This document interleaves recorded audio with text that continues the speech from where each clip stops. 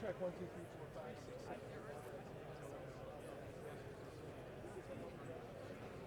20.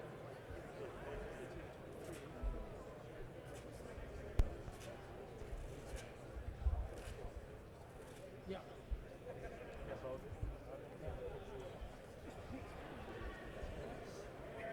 Yeah, I mean, once we get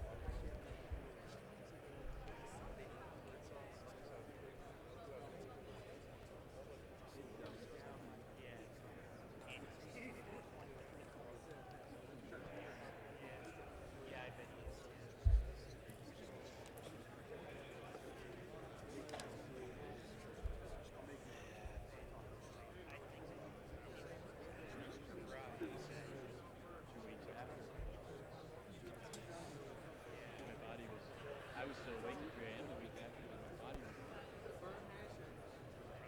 still hyped up, you know.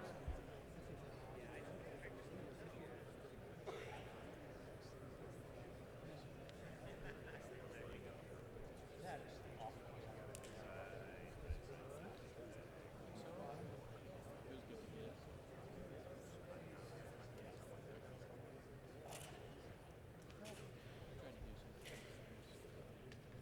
I got it. If I didn't,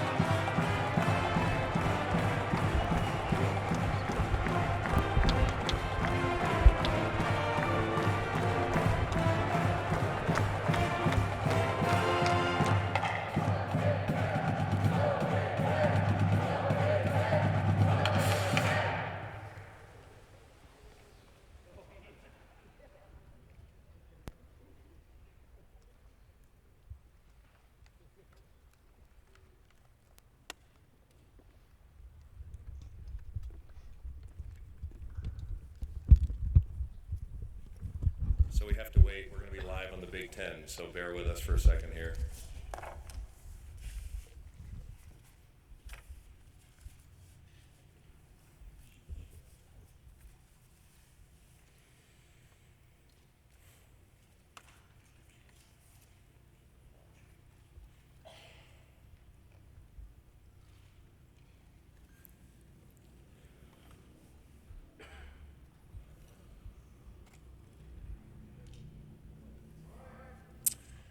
Okay, good afternoon, everybody, and welcome. Thank you so much for being here. What a great turnout. Give yourself a round of applause for being here. There's a lot of energy in this room right now. We really appreciate you being here. I know we've got some of our football team here and a lot of our staff and other student athletes, so we'd like to welcome you to the Hawks Championship Center. And of course, we'd like to welcome the Rhule family. Thank you for being here. So we're so appreciative of that. Today's a great day. Today's obviously a great day for our football program. It's great for our athletic department. I think it's great for our university, and it's really great for all of our alumni and the entire state of Nebraska. We have the privilege today of introducing the 31st coach in the history of Nebraska football, one of the best out there, in Mr. Matt Rhule.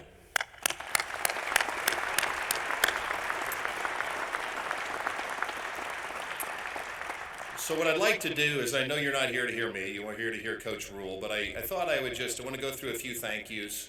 I want to walk you through a little bit on the process of how we got to where we are today. I want to talk a little bit about the vision that we have for the Husker football program, and finally, what those characteristics, key characteristics of our coaches that we were looking for that ultimately landed on Coach Rhule. First and foremost, I want to start by thanking Coach Mickey Joseph. And I'll tell you, Mickey Joseph and our staff and our players did an outstanding job. You know, many of you here recognize 9 games ago when we made a change, and Mickey Joseph was the head coach.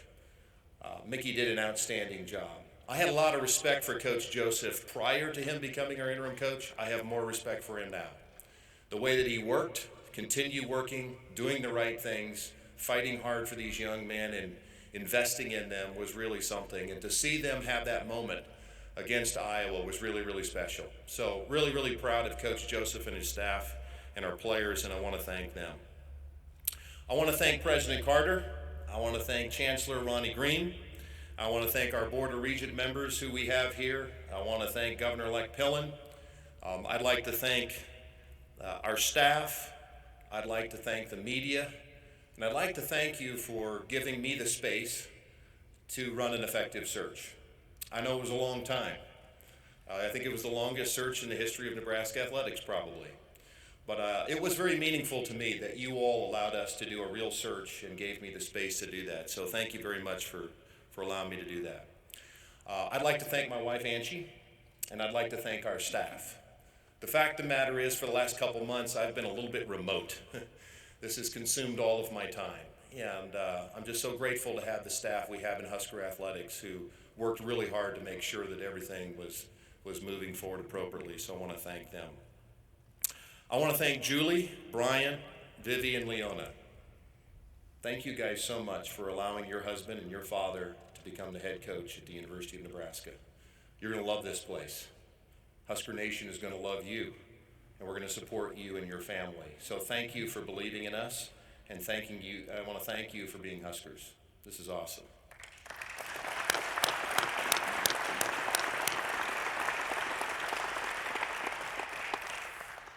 So I just want to tell you a little bit about the process.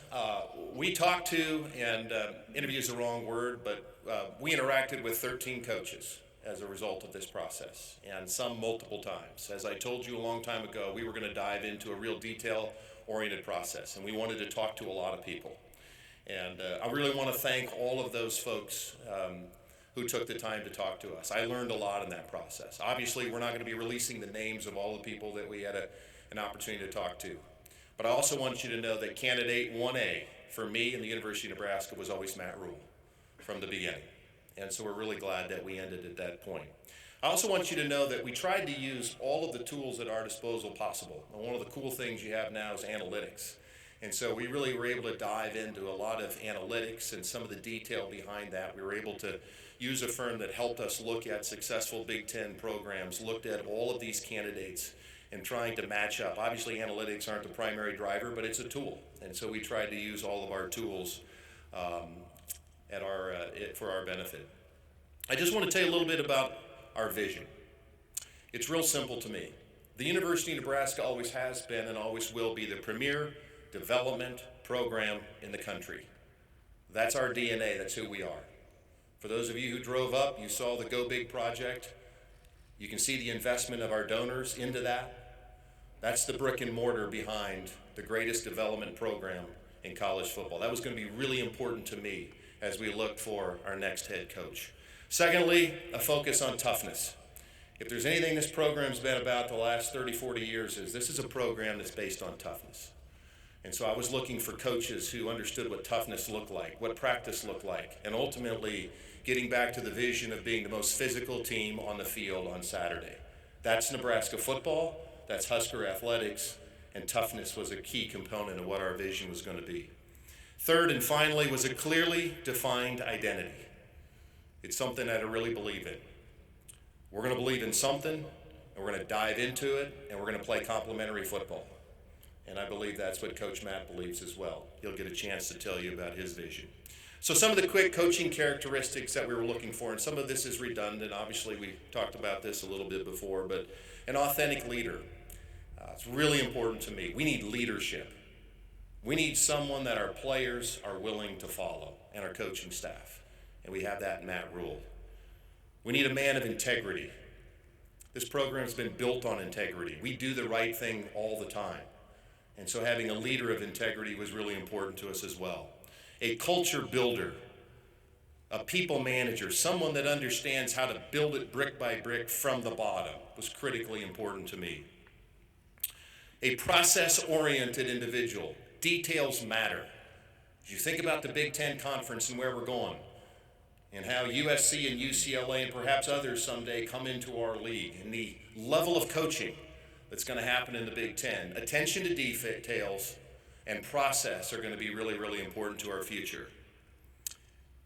Being a grinder, as I've talked before, is really important. You got to work at this job. You got to be passionate about winning. And finally, a strategic thinker. And as we said about our process in talking to those coaches, there was one coach that consistently stood out from everybody else. One coach who went to multiple places at multiple levels and had the strategic vision to create the structure around what it took to win at that place. Let's be honest. We're at a critical juncture in our history as a football program.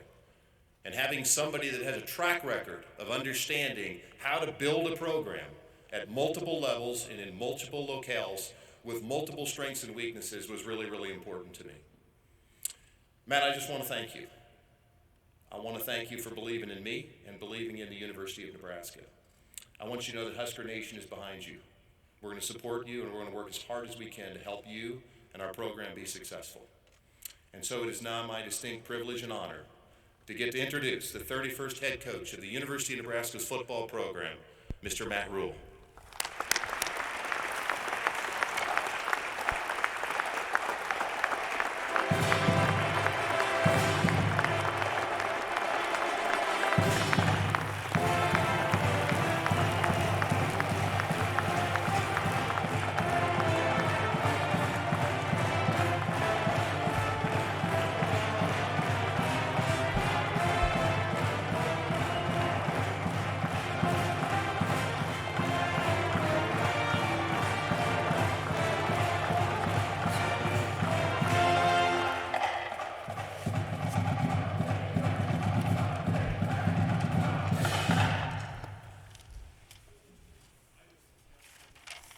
Thank you. It was 1983. I was 11 years old, die-hard Penn State fan. The year before, Penn State had won the national championship. Now, some people in this room might disagree with that, but for me, they had won the national championship. And my father, my dad's a teacher and minister, and we were living in New York City. Had a chance to go out and see the kickoff classic. I had a chance to talk to Coach Osborne. I relayed this story, and I was watching the Penn State Nittany Lions take on the Nebraska Cornhuskers, and on that day, Nebraska won 44-6.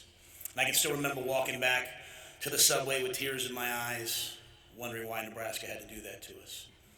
Fast forward to 1994, and walked on at Penn State, and found a way to find some ways to get on the team and play, and we had an undefeated season in the Big Ten, beat Oregon 38-6, and Nebraska went out and played the University of Miami and beat them. And once again, there were tears in my eyes as we finished without a national championship, and Nebraska did. And then I think about last Saturday morning, and my wife, Trev talked about grinders, just so everybody knows who my wife Julie is. My wife Julie woke up yesterday morning at 6 a.m., put 3 dogs, 3 kids in a Sprinter van, drove 12 hours back to Charlotte, got there at 11 o'clock, ironed the kids' clothes till 12:30, was up at 4, and she's here smiling. She's a grinder. She's the best. And the University of Nebraska, that once brought tears to my eyes when I was 11, once brought tears to my eyes when I was in college, it brought tears to my wife's eyes.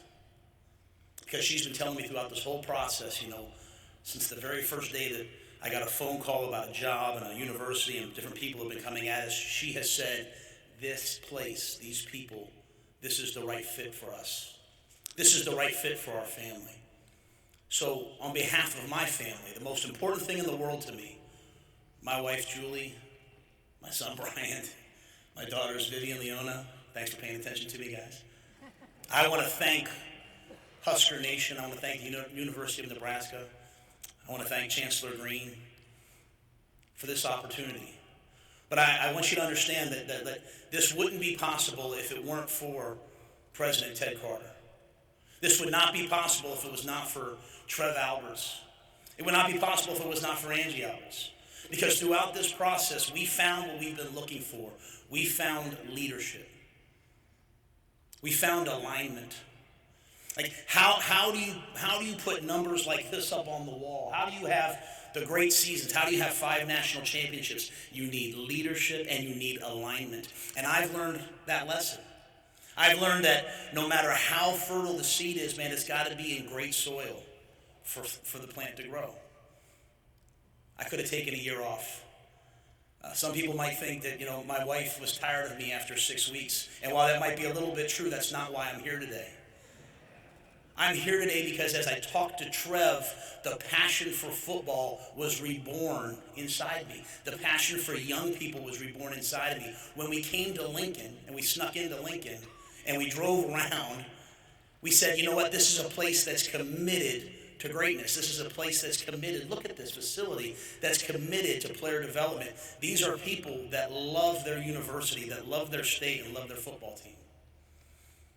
So as people ask me why, I'm here because this is the right fit. It's the right time. And if I have one message for you, we can absolutely do it. We can absolutely get the University of Nebraska and University of Nebraska football exactly where it's supposed to be. It will be hard. It may take time, but it will be done.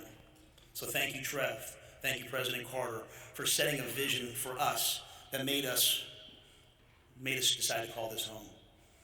I want to echo what Trev said. I thought it was awesome watching the team on Friday play against Iowa, and I'm sitting there watching it and trying to figure out, hey, is this going to be the team that I coach next year? Coach Joseph and his staff just showing tremendous leadership. The players on that team, I've had a chance to meet the team, talk to some guys, just showing the leadership to keep that team together. And again, that's what I hope that I bring. Because if there's one thing I've learned in the last couple of years after my foray in college, in the National Football League, it's that anybody can lead when things are easy. That's convenient leadership. Who steps up when things are hard? Who stepped up for this team in the middle of the season when the coach is gone and guys can go either way? Like, who steps up when we haven't had the success as a program that we want? Who's going to step up and fill the void, stand in the gap? And I'm honored that I've been chosen for that. And I'm just one small piece of it. Leadership isn't just a position, man. It's a way of life. And I hope, and I'll start today, I can promise you this, I'm going to rip this suit off sometime tonight, and I'm going to go back to my office, and I'm going to start to recruit, and I'm going to start to do all the things. But I am honored to say that I have a chance to lead this football program. When people ask why, besides living here in Lincoln, besides the leadership that I found, besides the opportunity, just the resources and support. My son, he's with this YouTube generation. I have seen the tunnel walk maybe 5,000 times. I have seen post-game celebrations. I've seen the hype videos.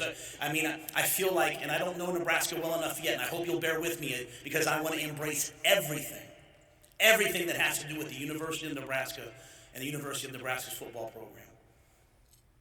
But I feel like through him and through some friends of mine who have played here, that this is exactly the right place at the right time. And let me say it again, I believe we can do it. So thank you to my family.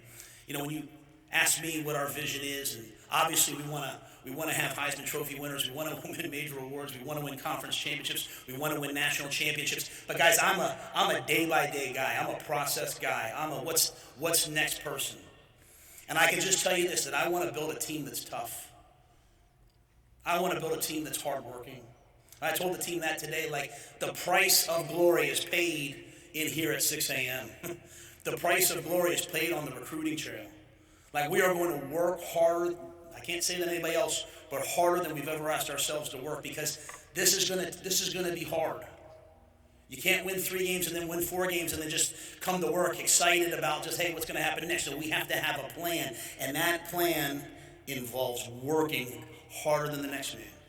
We're going to build a team that's tough. We're going to build a team that's hardworking. We're going to compete in everything that we do. There's not a game that I expect to ever walk into where we don't expect to win. We want to honor the people who take their hard-earned money. Like, it is not a burden, but a responsibility on me as the coach to know that there will be people from all across the state who take the money that they make with their hands and with their work and with just their daily toil, and they spend it to come watch our team play. And you know what? You can't win every game every year. It just doesn't happen. But you can certainly be a team that people are proud to watch. That's the type of team I want to be. From the spring game to a practice to a mat drill to a weightlifting session to a meeting, I expect our guys to be tough. I expect them to work hard, and I expect them to compete. And I expect that because I and my staff will do the same thing every day. That's sort of our vision for how we are.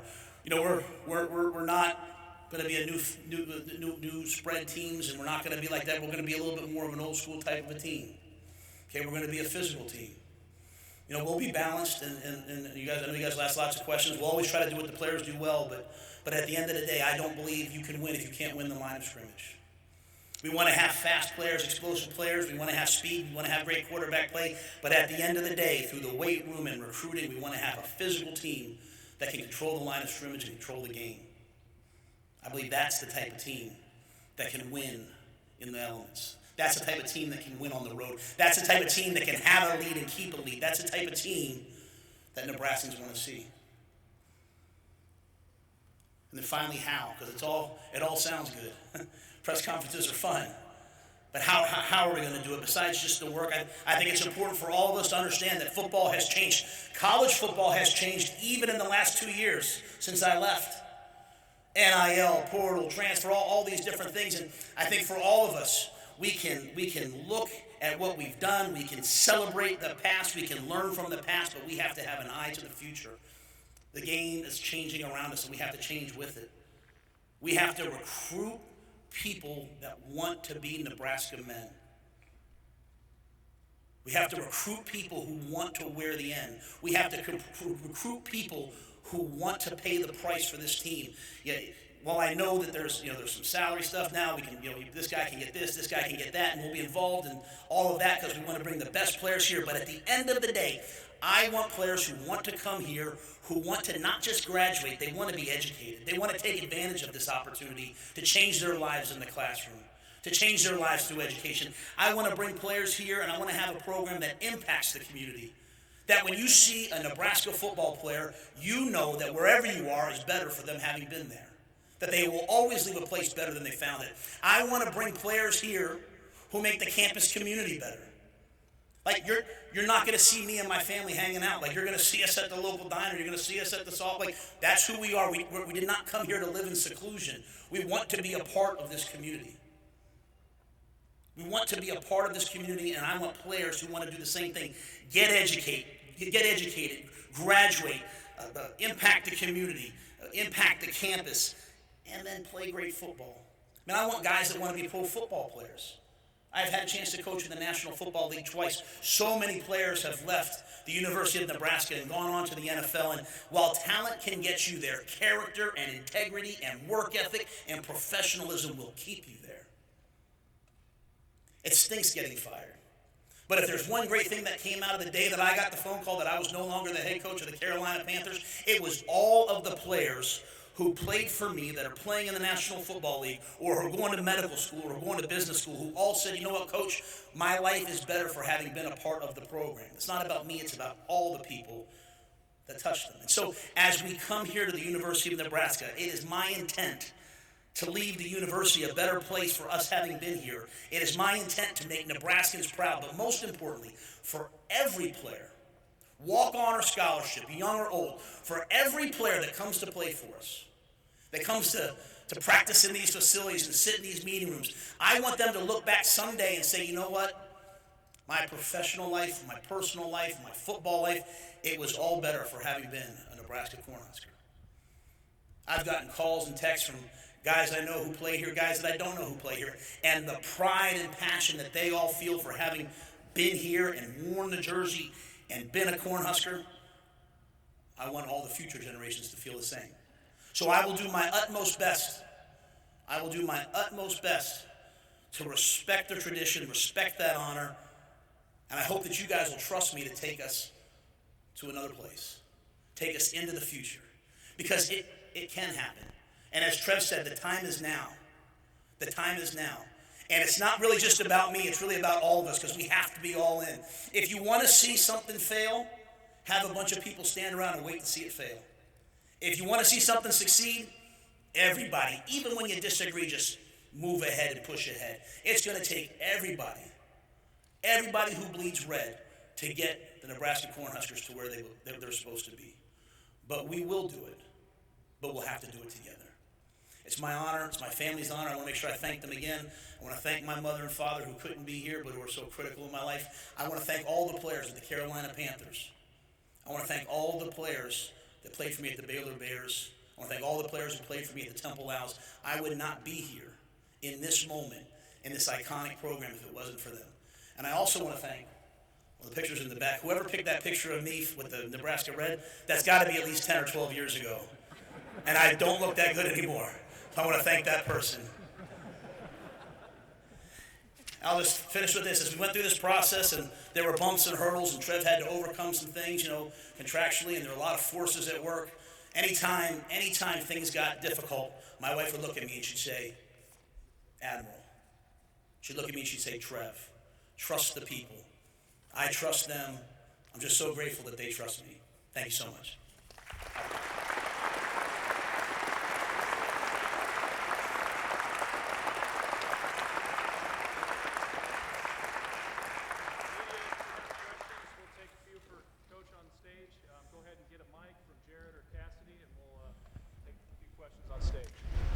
Please identify yourself and your affiliation.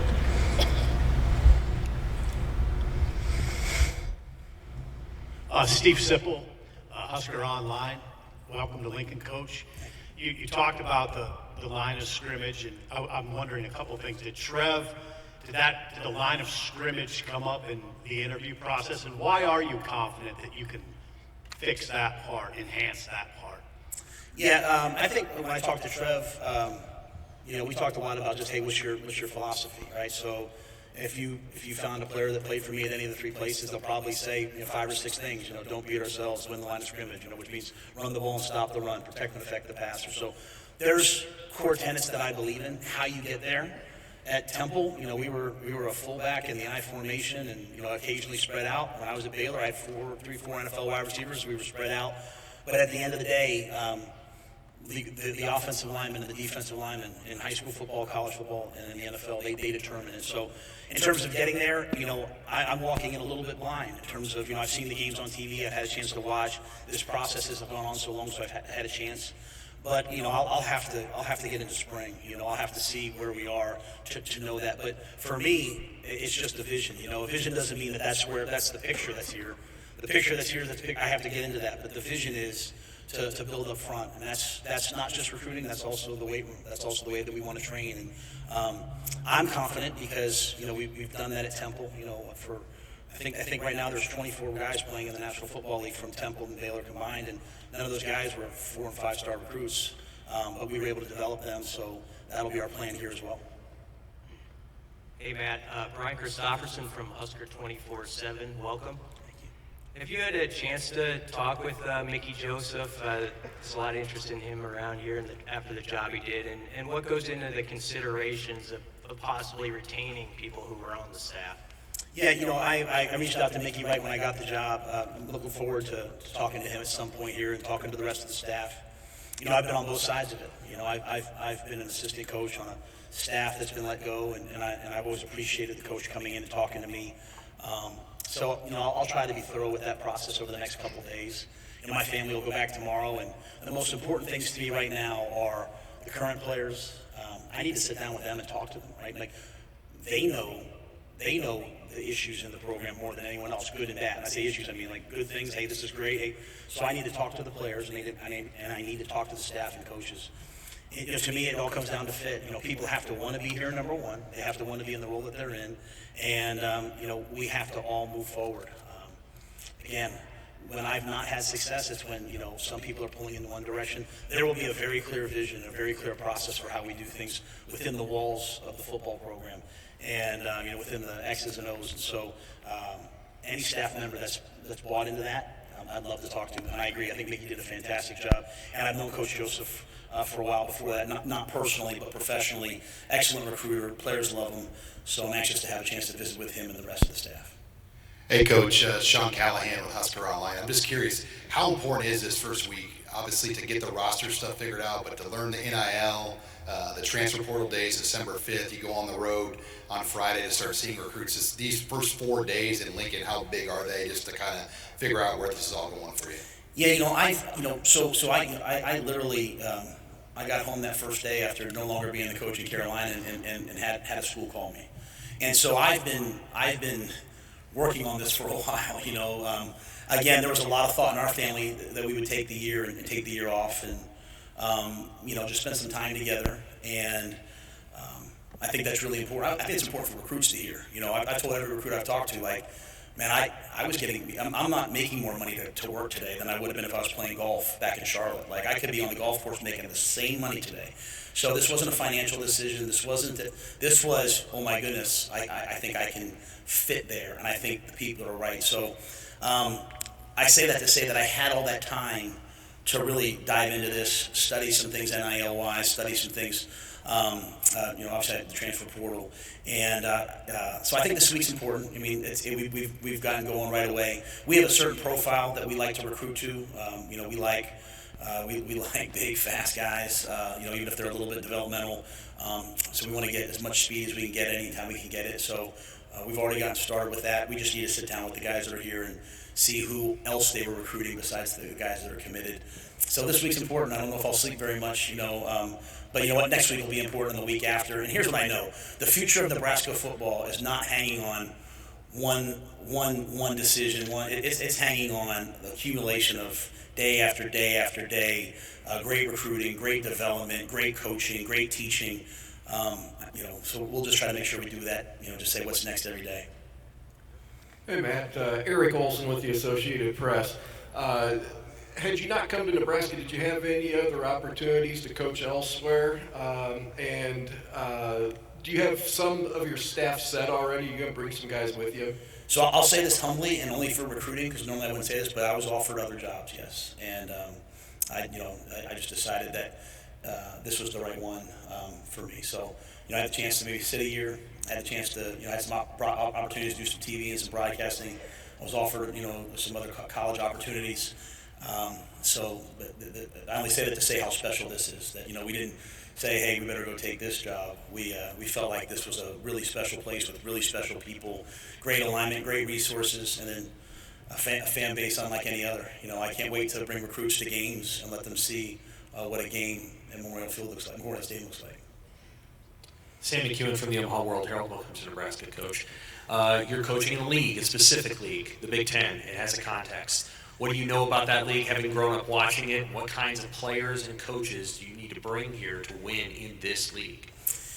Yeah, it's a great question. Obviously, having been at Penn State, the Big Ten was a different way, maybe a little bit at that point, a different type of a league. But, again, it goes back to the things I talked about. The margin for error in the Big Ten, in most games, is pretty slight. You can't beat yourself. You have to be a team that executes. Typically, if you look at the Big Ten, whoever has the best quarterback play is typically going to win. So you need to have not just a quarterback, but a system around the signal caller that lets them be successful. And you have to be able to win in the elements. You have to be able to win when it's hot early in the year, cold late in the year. You have to be able to win on the East Coast. Pretty soon you're going to have to win on the West Coast. And so I think having defense, I think having a run game, those things are important. Because if you can't play defense in this league, there's 3-4 games a year you're going to get run off the field. In terms of coaches, I want young, energetic, dynamic coaches. Whereas there's some leagues where you have to go hire some names, and there's some guys that hey, he's a recruiter, he's been in that area a long time. I think my ties recruiting and our ties recruiting in Texas are something that we're going to lean on. I think you look at the history of Nebraska and its ties to New Jersey, so well, obviously those are places that were pretty well known, and then Florida. Those are the distinct areas. And then to me, just studying this job and taking a lot of time to study this job, the in-state talent I'm excited about. And then you draw that 500-mile radius, making sure that we have the best, these might be little league. I want to have the best summer camps. I want to have 2,000-3,000 kids a year coming to our camp, not just prospect camps. I want kids when they're 8, 9, 10. I mean, everyone should have a chance to be a Husker for a day. And, that's how you find the players that go off and go to an FCS school. Like, I don't understand why I'm in the draft last year looking at first-round guys at FCS schools. Like, I want them here. I want to find those guys. And so finding coaches that are going to – I don't need celebrity coaches who are going to go see one school a day. I need coaches that are going to go and do it the old school way, go see 6, 7, 8, 9 schools a day, speak at a clinic, call recruits. So we're going to have a hardworking staff. In terms of, do I have some guys lined up? There's some guys I'd like to bring with me. I want to be respectful of the staff and talk to them as well. But, we need to be able to hit the ground running here soon. Hey, Matt. Joe Nugent, WOWT TV. How you doing? Good to see you. Yeah, good to see you, too.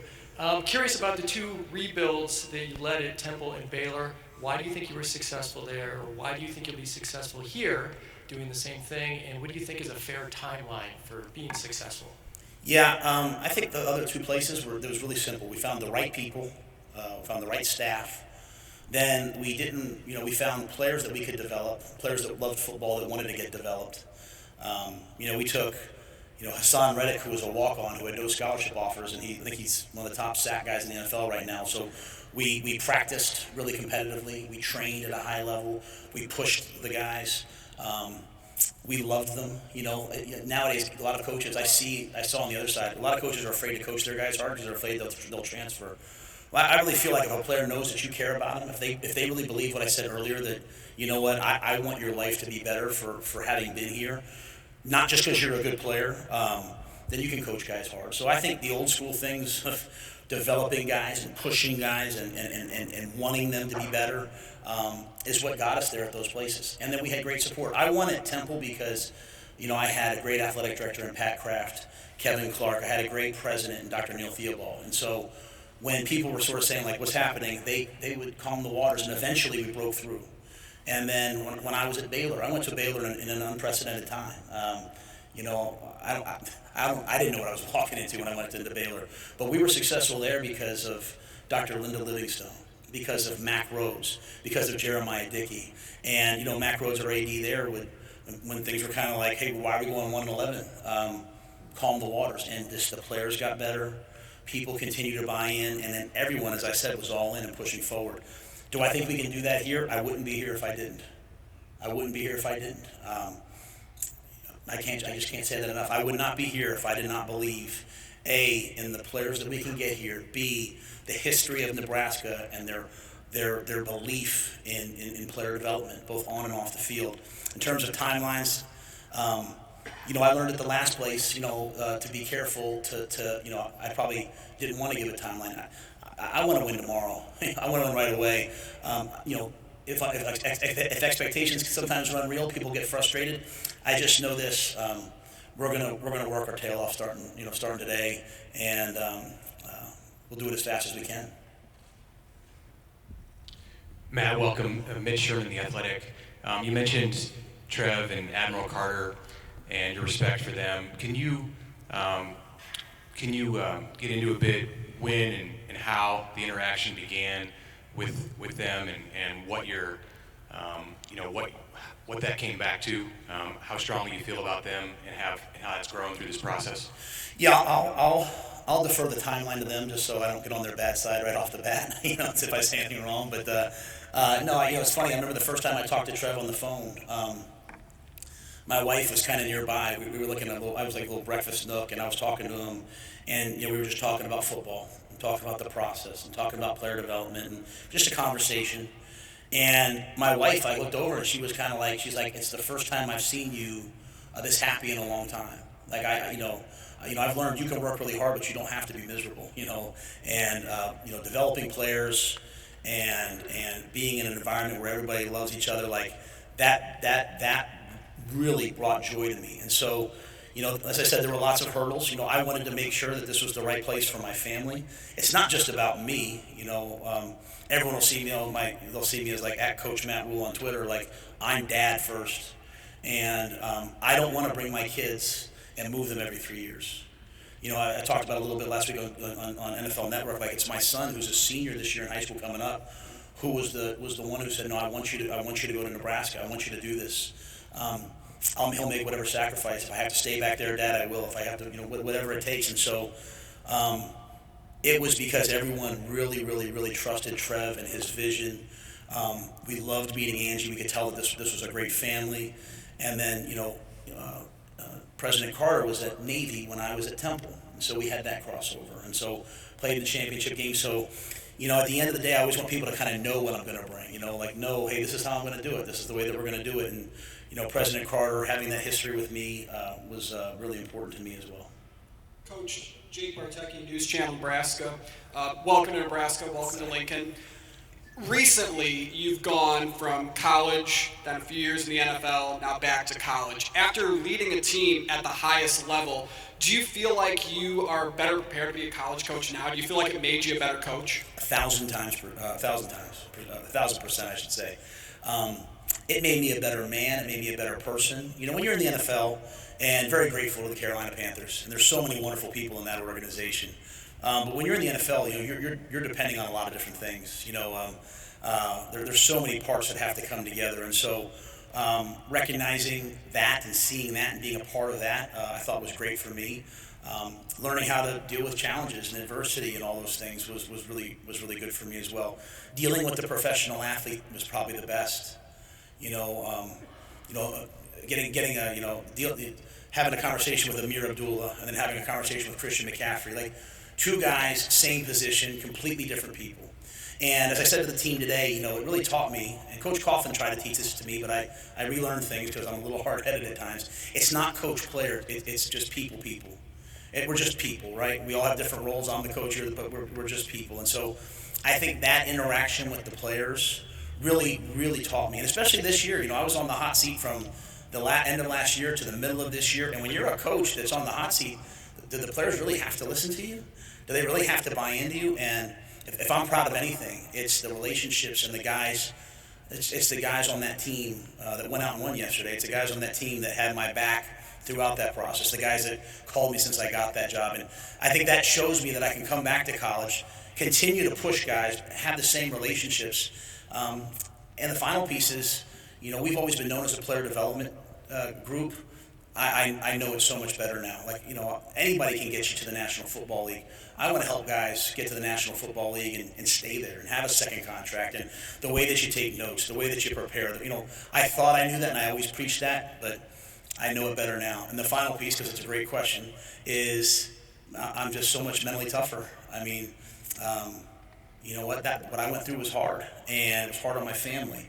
But you know what? When things are hard in life, you either break or you just let it be a purifying fire that takes away the impurities and the ego and the anxiety and all those things. And so my family and I, man, we looked inward. We looked towards each other. We looked to our faith. We looked to the future. We stayed focused on the players. And so I come here now, not hardened by that, but steeled by it. I feel really, really strong, and I'm excited to get started with these players.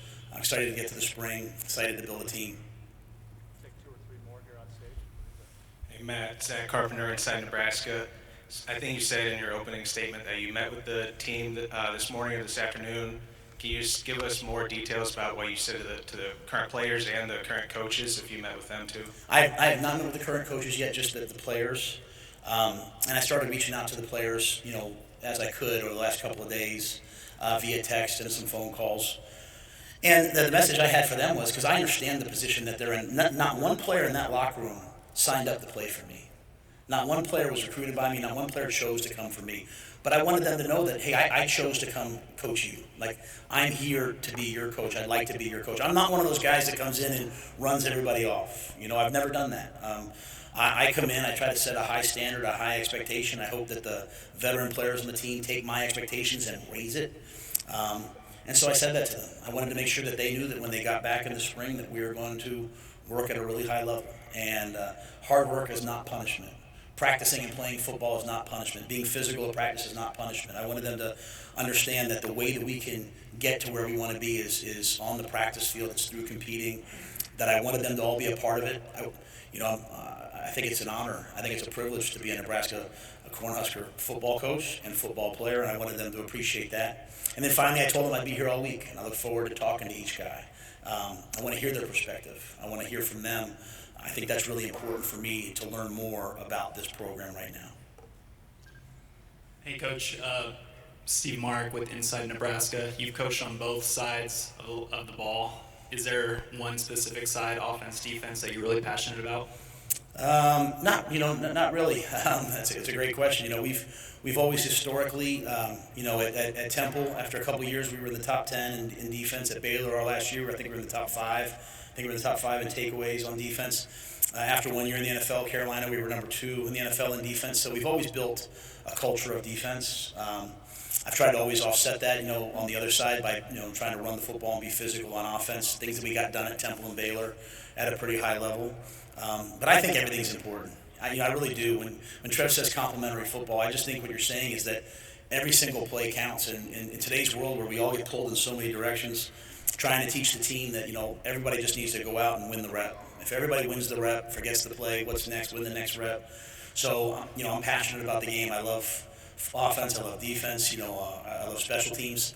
And I think that's why, I try to hire staffs that are great teachers, have lots of energy, care about their players, and then I have enough knowledge maybe on both sides to see if there's a problem and step in if ever needed. News here in Lincoln. You mentioned talking with Tom Osborne over the weekend and a bucket list item for you. Can you expand on that conversation and any advice he shared with you? No, Coach was great. He just welcomed me, and I just told him, I said, hey, I wouldn't take this job if I didn't have your blessing, and he kind of laughed and said, you don't need my blessing, but I trust Trev, and I know that you'll do a great job, and I'm thankful that Coach Grant Taft, who's a special person in my life, and Coach Osborne had a relationship, so I think that they were able to maybe visit a little bit, but it was great to have a chance to talk to Coach Osborne.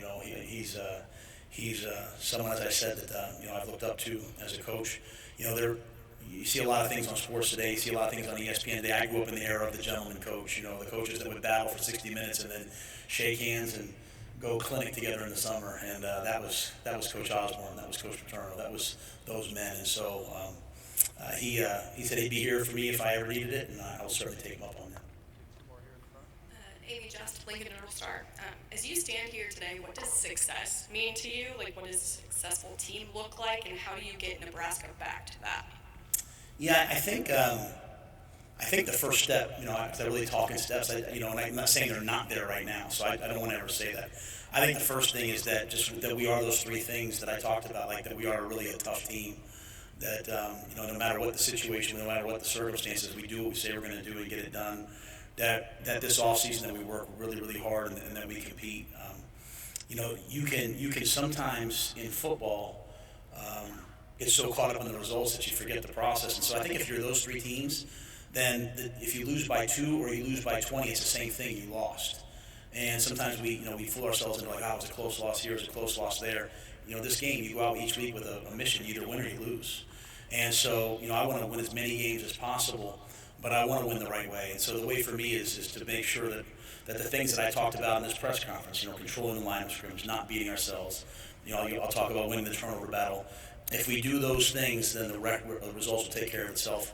I, like every other Cornhusker fan, want to go to a bowl game. I don't want to play just 12 games. I want to go to a 13th game, and then that, to me, that should be the bare minimum. And then I want to compete for the Big Ten championship. I want to compete for national championships. I just don't think we have the right to talk about that right now here today. Right now today, this team and we're going to talk about, hey, let's be great this week. Let's be great in finals. Let's be great in recruiting.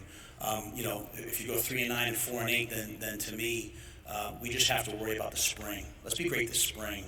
And so that sounds like boring coach speak, but it's really how I live my life. It's how, when I got fired a month ago, I said, okay, well, I've been telling players forever, what's next? Worry about tomorrow. Then just do the same thing, Matt. What's next? Worry about tomorrow. Like, get fired one day, take your kids to school the next. You know, like that's what it is. That's how most people live their lives, and that's how I want the team to live its life. What does success look like? I think if we're that kind of team, as the players continue to develop and keep bringing in great talent, these guys buy in, the wins will come. Hey, Matt, Andy Kenny, KATV in Omaha. Welcome to Nebraska. I want to ask you, you mentioned NIL and the transfer portal. How do you go about building a roster and mixing the portal kids and laying the foundation with kids that you recruit and develop? And can you do both? Yeah, I think you know the good teams are doing both. I think as your recruiting improves, you see the really strong teams across the nation. They probably have less transfer kids. But I think right now, the first thing we'll do is continue to evaluate the roster. We will leave no stone unturned to find good players. They come in all shapes and sizes. We will take the walk-on program seriously. We'll take transfers seriously. We'll take NIL seriously. You know, when I talk about all in, that's making sure that we have the money to go do the NIL at the level that the teams we're competing against do it at. So we will look at everything. We just won't sacrifice the ideals and the integrity of the program. You know, the guys that come here. You know, there's nothing wrong with a young man wanting to make some money. You know, there's nothing wrong with a young man wanting to make some money off his ability. Every one of us, we want to be valued and we want to be compensated financially. There's nothing wrong with it. But they have to also want to be here for Nebraska. And they have to want to be here for their teammates. And they have to want to win. And so when you find guys who want to come here, who want to develop, who want to get a degree, who want to serve and impact the community, who want to win, those are the guys that I want to make sure that we take care of financially when we can. And I know the way it works is the collective, not me. I don't mean to say we get in trouble, but you think you understand what I'm saying. And you know what? I think it's a great incentive for young people to come in and play well. And the better you play, the more things that you do, the more opportunities that you have. And that's really kind of the American way. You know, the more you do, the more you get. And so we'll embrace all of that. All right. Thank you all very much.